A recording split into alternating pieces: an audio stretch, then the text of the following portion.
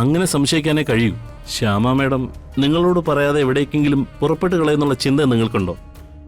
ഏയ് ഇല്ല, അങ്ങനെ നമ്മൾ ഒരിക്കലും ചെയ്യില്ല. Then it's a clear kind of case of kidnapping. എല്ലാം ഏർപ്പാടാക്കി വെച്ചിട്ട് ശ്യാമ ഇത് എങ്ങോട്ട് പോവാനാ? അതിലിപ്പോ സംശയിക്കാൻ എന്താ ഏട്ടത്തി? വലിയ കാര്യമായിട്ട് എഴുതി തരാന്നൊക്കെ പറഞ്ഞിട്ട് പിന്നീട് അവർക്ക് തോന്നിക്കാണും അതിന്റെ ആവശ്യമൊന്നുമില്ലാന്ന്. അവര് സ്ഥലം വിട്ടു തന്നെ ആയിരിക്കും. അവരുടെ മുതല് കണ്ട് സന്തോഷിക്കാൻ പോയ നമ്മളെ പറഞ്ഞാ മതി. ഇപ്പൊ കഴിഞ്ഞല്ലോ എഴുതി വാങ്ങലും ഉടമയാക്കലും. ഒന്നും മിണ്ടായിരിക്കുന്നുണ്ടോ? മനുഷ്യൻ തളർന്നു വീഴുന്നത് കാണുമ്പോ പൊട്ടിച്ചിരിക്കാനോ അട്ടഹസിക്കാനോ ഉള്ള ഈ മിടുക്കുണ്ടല്ലോ, ഇപ്പോഴേ എനിക്ക് സഹിക്കാൻ പറ്റിയെന്ന് വരില്ല. എന്റെ കൺമുമ്പിൽ കണ്ടുപോകരുത് രണ്ടിനെ. പോയിക്കോ.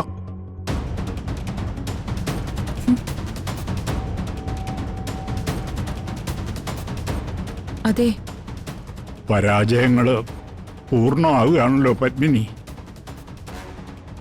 കണിമംഗലം പരമേശ്വരൻ ഒരു കാരണവശാലും തല ഉയർത്തിക്കൂടാന്ന് ദൈവം തന്നെ തീരുമാനിച്ചതുപോലെ അല്ലേ? വീണുപോയപ്പോഴും വല്ലാതങ്ങ് പ്രതീക്ഷിച്ചു. വേണ്ടായിരുന്നു. അയ്യോ, എന്തു പറ്റി? സൂര്യ പോയിട്ടുണ്ടല്ലോ, അവൻ വിളിക്കട്ടെ. തെറ്റായിട്ടൊന്നും സംഭവിക്കില്ല. ഇനി ആ വിശ്വാസം എനിക്കില്ല പത്മിനി. എല്ലാം തീർന്നു, എല്ലാം.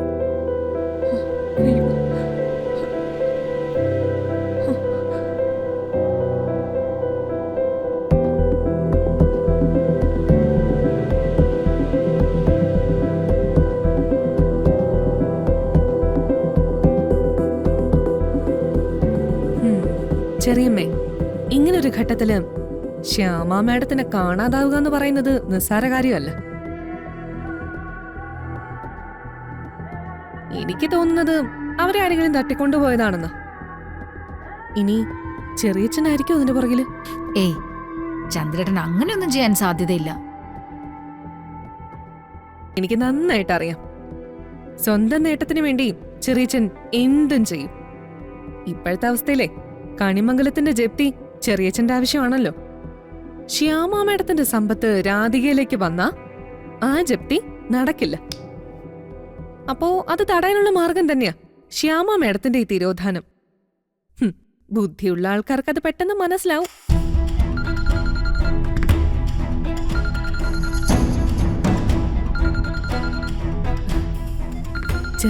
ചെറിയമ്മ ചോദിച്ചു നോക്ക്. തട്ടിക്കൊണ്ടുപോയെന്ന് ചോദിക്കണ്ട, ഒന്നൊന്ന് ചോദിച്ചാ മതി.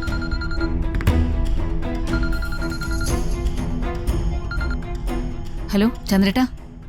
ഉർവശി, ഗായിക ശ്യാമയെ കാണുവാനില്ല. അറിഞ്ഞോ നിങ്ങള്? അറിഞ്ഞു, കുറച്ചു മുമ്പ് അറിഞ്ഞത്. ഞാനും കൽപ്പനയും അതിനെക്കുറിച്ച് സംസാരിച്ചോണ്ടിരിക്കുകയായിരുന്നു. ചന്ദ്രേട്ടൻ അവരെന്തെങ്കിലും ചെയ്തതാണോ? ശ്യാമയെ ഞാനെന്ത് ചെയ്യാൻ?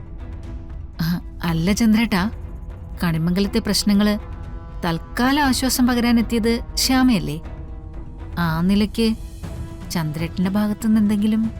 ഏയ്, ശ്യാമ അങ്ങനൊരു സഹായ വാഗ്ദാനമായി മുന്നോട്ട് വരുമെന്ന് ഞാൻ കരുതിയിട്ടേ ഉണ്ടായിരുന്നില്ല.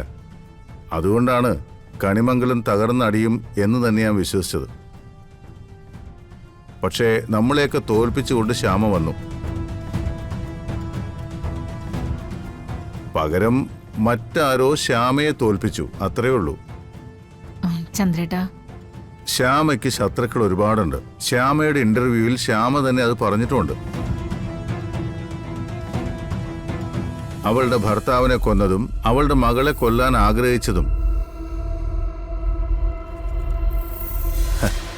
അവരൊക്കെ ഇപ്പോഴും ശ്യാമയുടെ ചുറ്റും തന്നെ ഇല്ലേ? ശ്യാമ രാധികയ്ക്ക് സമ്പത്ത് മുഴുവനും എഴുതി കൊടുക്കുമെന്ന് പറഞ്ഞപ്പോ അവരാരെങ്കിലും ചെയ്തതായിരിക്കും ഇത്.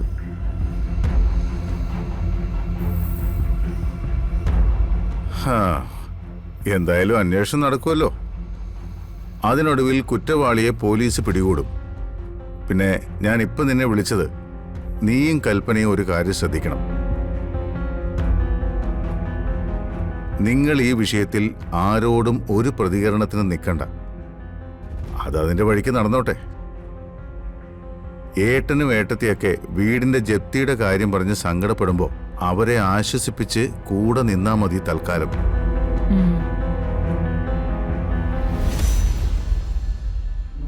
പറഞ്ഞ മനസ്സിലായല്ലോ? ശരി ചന്ദ്രേട്ടാ.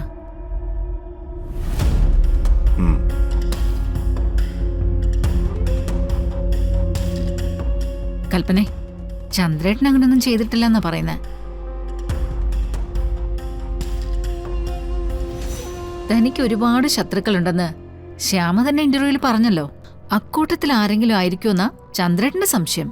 ആ, ആര് വഴിയെങ്കിലും ആവട്ടെ, അവരിനി ജീവനോടെ ഉണ്ടാവുന്നത് നമുക്കത്ര നല്ലതല്ല. ഉഫ്, കൊണ്ടുപോയവർക്ക് കൊല്ലാൻ തോന്നിയാ മതിയായിരുന്നു. എന്തായാലും രാധികയുടെ അഹങ്കാരം ഇതോടെ തീർന്നല്ലോ. നമ്മൾ അതിനെക്കുറിച്ച് മാത്രം ചിന്തിച്ചാൽ മതി. അമ്മയുടെ പണം കൊണ്ട് അവള് കണിമംഗലത്തെ രക്ഷിച്ചിരുന്നെങ്കിൽ കണിമംഗലത്തെ പൂജാമുറിയിൽ അവളെ ഇരുത്തി പൂജിച്ചേനെ ഇവിടെയുള്ള എല്ലാരും കൂടി. അവളുടെ സന്തോഷത്തിന് ദിവസങ്ങൾ പോലും കൊടുത്തില്ല ദൈവം. അവളുടെ മാത്രമല്ല, കണിമംഗലത്തുള്ളവരുടെ എല്ലാവരുടെ. പിന്നെ ചന്ദ്രേട്ടൻ ഒരു കാര്യം കൂടി പറഞ്ഞിട്ടുണ്ട്.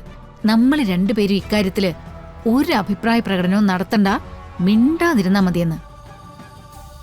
നമുക്ക് ചന്ദ്രേട്ടൻ പറയുന്നത് അനുസരിച്ചാ മതി. നമ്മൾ ആഗ്രഹിക്കുന്നതൊക്കെ ചന്ദ്രേട്ടൻ നമുക്ക് നേടിത്തരും.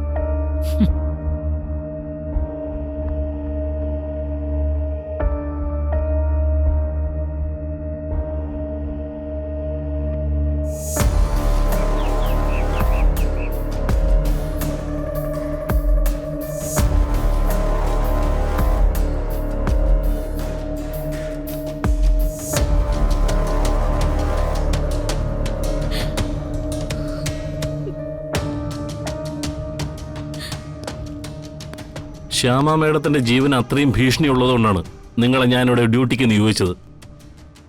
എന്നിട്ട് നിങ്ങൾ ഡ്യൂട്ടിയിലിരിക്കുന്ന അതേ സമയത്ത് ഇങ്ങനെയൊക്കെ സംഭവിക്കാന്ന് പറഞ്ഞാൽ? സർ, രാത്രി ഞങ്ങൾ ഉറങ്ങിയിട്ടില്ല, മുഴുവൻ നേരം ഉണർന്നിരിക്കുകയായിരുന്നു. Then how did it happen? അറിയില്ല സാർ, ഞങ്ങൾ CCTV ചെക്ക് ചെയ്തപ്പോൾ അത് വർക്ക് ചെയ്യുന്നുണ്ടായിരുന്നില്ല. ഇത് എത്രമാത്രം സെൻസേഷനായ ഇഷ്യൂ ആണെന്ന് അറിയാമോ നിങ്ങൾക്ക്? കാണാതായിരിക്കുന്നത് കേരളത്തിലെ ജനങ്ങൾ മുഴുവൻ ആരാധിക്കുന്ന ഒരു സെലിബ്രിറ്റിയാണ്. Sir, Varun, actually I can believe this.